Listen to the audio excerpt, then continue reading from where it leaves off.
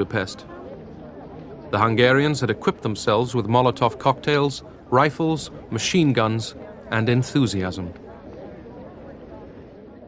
I don't know how the guns work, but one older man, his name was Pista bácsi, he says, "Don't worry about it, I'm gonna teach you." And then I looked at the gun was bigger than me. They explained to me and showed me a couple of times. And the very first time I had to use it, I closed my eyes because, you know, I was scared. I never used gun before. So then I looked around and there was a couple soldiers there. And they teared up from the uniform, they had stars for the Russian stars, so they teared it off. And they said, "Don't worry about little girl, we take care of you." Quite a few times I wanted to go home. Maybe the next bullet is gonna be mine. And I started to go, and when I saw the 14, 15-year-old kids dead, I said, I was in the service for 2.25 years. I know how to handle a gun. And I'm going home, and I'm gonna leave these kids to die for our country. The shame kept me there. During 4 days of fighting, the Budapest revolutionaries stood their ground.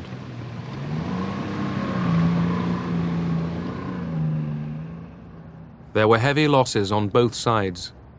Imre Nagy arranged a ceasefire. The Soviets agreed to withdraw their troops from Budapest. The Kremlin hoped Nagy, now Prime Minister, could restore communist authority. But the patriot in Nagy was taking over. Cautiously, he decided to back the Hungarian revolutionaries. Magyarország népe a múlt héten tragikus gyorsasággal törekszik a véres események. De az is vitathatatlan, hogy ezekben a megmozdulásokban elemi erővel bontakozott ki egy nagy, egész népünket átfogó és egyéforrasztó nemzeti demokratikus mozgalom. A Nagy Imrét, én megmondom önnek őszintén. I'll tell you quite honestly, and this is not only my opinion, this is what every revolutionary thinks, at least the ones who dare express their opinions. Nagy Imrét mi csak akkor. We only recognized Imre Nagy as our prime minister when he actually acknowledged the revolution. Amikor ő fölvállalta, és nem azt mondta. He announced, "This is not a counter-revolution, this is a fight for freedom." Forradalom van, hanem azt mondta, hogy ez szabadságharc. During the fighting in Budapest, many people had taken refuge in cellars. As they emerged, they found much of their city in ruins.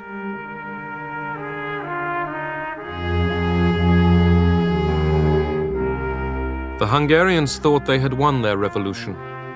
They came out to mourn their dead heroes.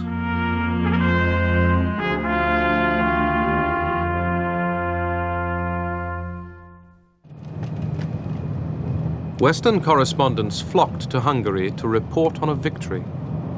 What do you hope will happen now?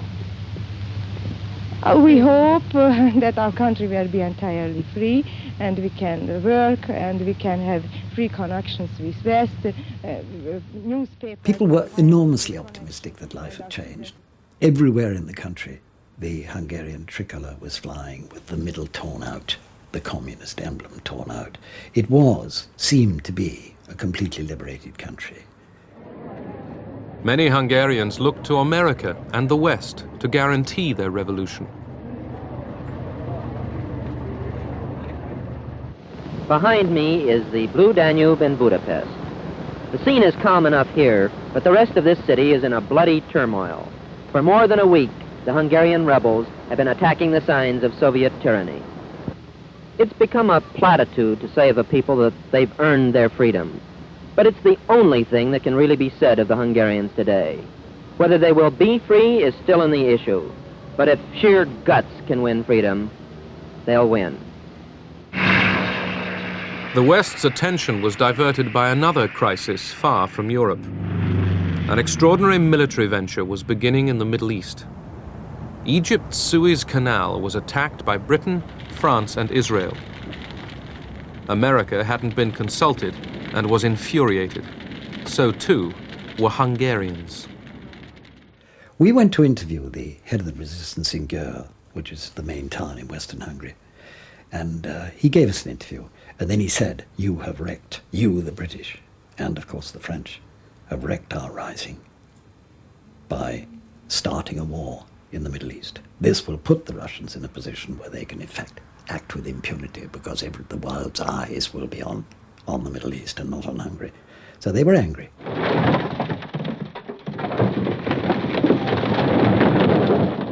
With the Soviet army no longer in the city, the revolutionaries in Budapest took revenge.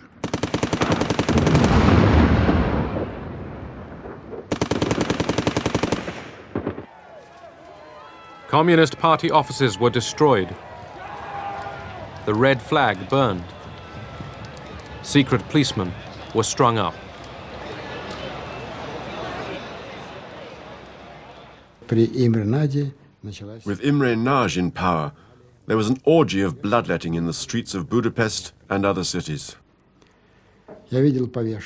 I saw people being strung up by their feet, people being publicly humiliated and trampled on. The Soviets sent more troops into Hungary. Prime Minister Nagy tried one last gamble. With Austria in mind, Nagy declared Hungarian neutrality and divorce from the Warsaw Pact. He hoped international pressure would stop the Soviets crushing the revolution. Imre Nagy's government was not a legitimate one. Therefore, any decision it took concerning the Warsaw Pact, which Hungary had joined according to its own laws, was, to put it mildly, invalid.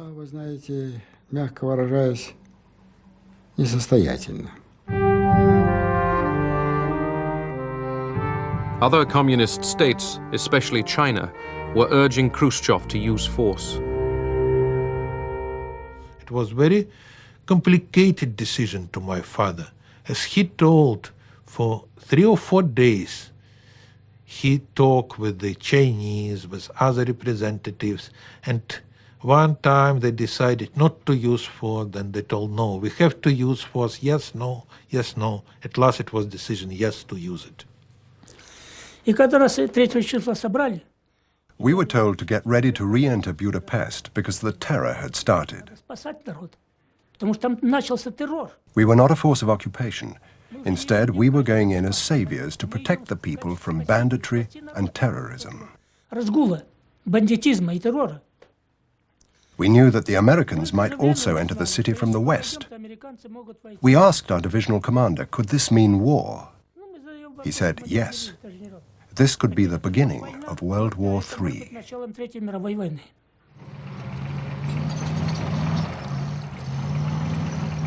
On November the 4th, 1956, the Soviet army re-entered Budapest. I called up Imre Nagy and I then told that, Mr. Prime Minister, all the signs we observed, the massive troop employment, the unrestricted shooting, now the attack against the final perimeter of Budapest, all of this suggests to me that we are in war with the Soviet Union. I recommend that U.S. Prime Minister state for the nation, for the world, that Hungary is in war with the Soviet Union due to the Soviet aggression. He dressed me down practically. No war with the Soviet Union.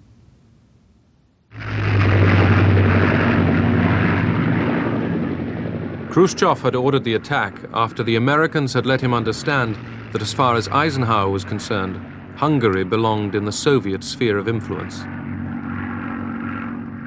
Too late, Imre Nagy appealed to the world.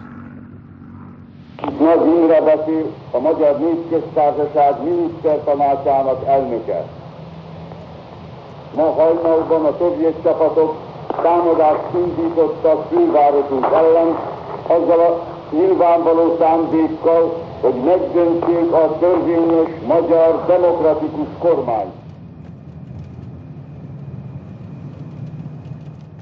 The Hungarian fighters waited in vain for Western help.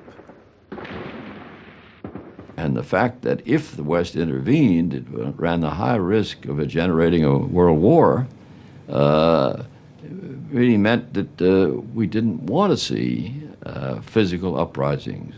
And the policy, at least, was don't create any hopes on the part of the satellite countries that we will intervene.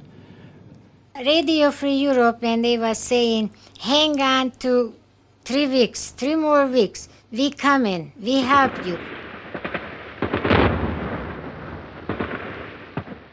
So we fight for the last bullet, the last drop of blood we was holding on to. And what happened was they was lying to us. Nobody came. The Hungarian Revolution was crushed. Thousands were killed in the fighting. Imre Nagy was executed.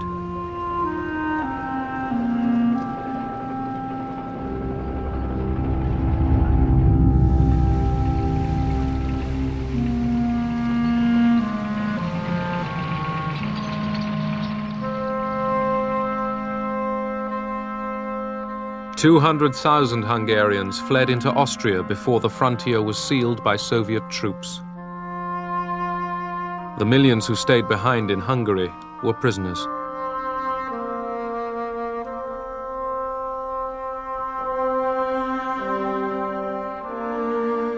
Khrushchev had reinforced the Iron Curtain.